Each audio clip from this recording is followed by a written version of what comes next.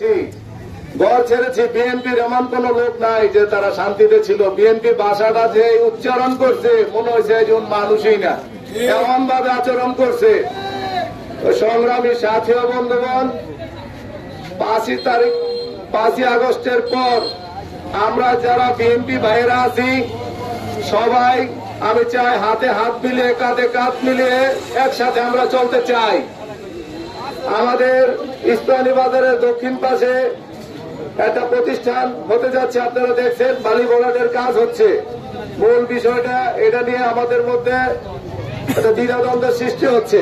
আমরা চাই সবাই সম্মিলিতভাবে, আমাদের 5 গ্রামের মাঝখানে মিলটা অবস্থিত।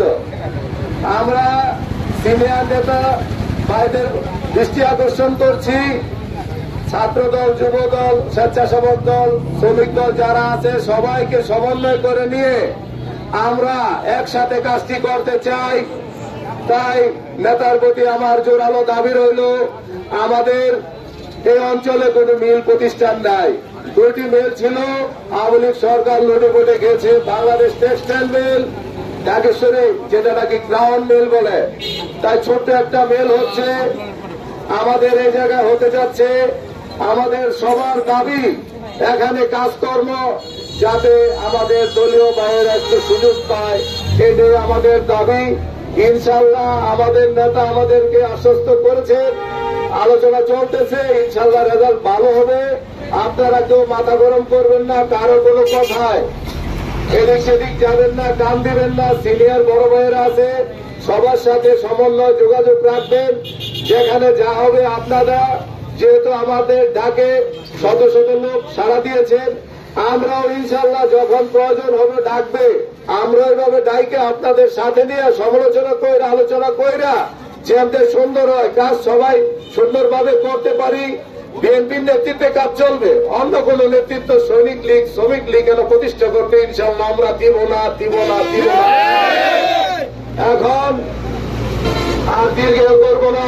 আজকের প্রতিবাদ সভা সভাপতি জনাব আব্দুল মতিন ভাসানী ভাই, শ্রদ্ধেয় বড় ভাই, এখন আপনাদের সঙ্গে মূল্যবান কিছু কথা রাখবেন।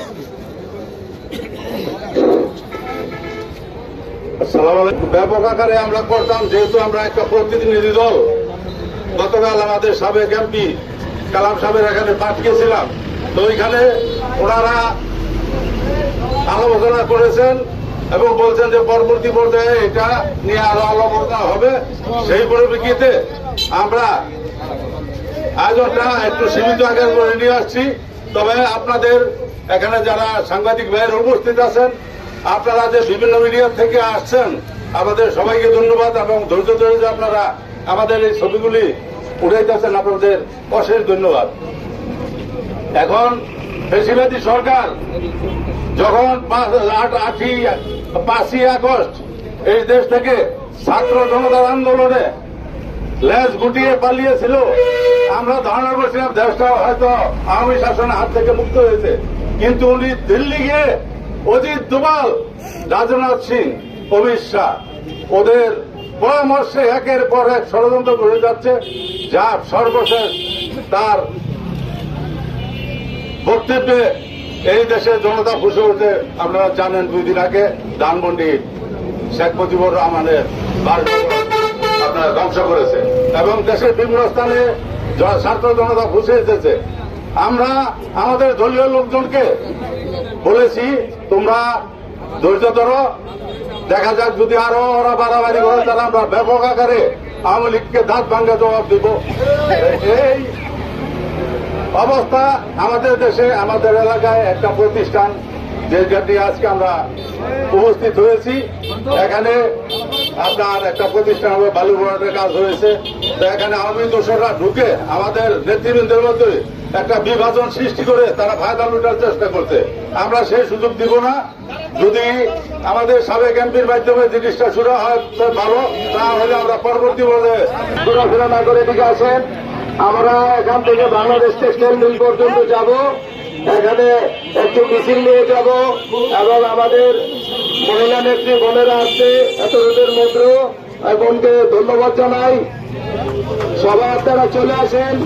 এবং বোন আজকের প্রতিবাদ সভা সংক্ষিপ্ত আকারে দুই চারটি কথা বলবেন। আসসালামু আলাইকুম ওয়া রাহমাতুল্লাহি ওয়া বারাকাতুহু। যারা সিনিয়র ভাইরা আছেন, যারা কর্মীরা আছেন, তাদের প্রতি সবার আমার প্রতি ভালোবাসা, সবাই ভালো থাকেন।